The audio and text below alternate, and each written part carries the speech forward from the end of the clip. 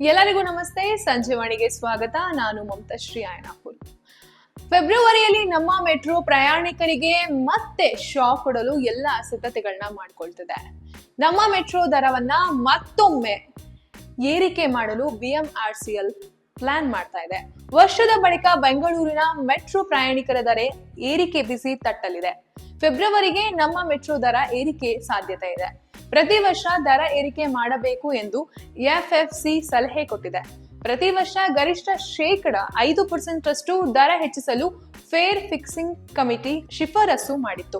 ಕಳೆದ ಸಲ ಫೆಬ್ರವರಿಯಲ್ಲಿ ಬಿಎಂಆರ್ಸಿಎಲ್ ದರ ಏರಿಕೆ ಮಾಡಿತ್ತು. ದರ ಏರಿಕೆ ಮಾಡಿ ವರ್ಷ ಪೂರೈಸಿದ ಹಿನ್ನೆಲೆಯಲ್ಲಿ ಮತ್ತೆ ಫೆಬ್ರವರಿಯಲ್ಲಿ ದರ ಏರಿಕೆ ಲೆಕ್ಕಾಚಾರವನ್ನ ಆಗ್ತಾ ಇದೆ. ಆದ್ರೆ ಈ ವರ್ಷ ಫೆಬ್ರವರಿಗೆ ಎಷ್ಟು % ದರ ಏರಿಕೆ ಆಗುತ್ತೆ ಎಂಬುದು ಇನ್ನ ಪ್ರಶ್ನೆಯಾಗಿಯೇ ಉಳಿದೆ.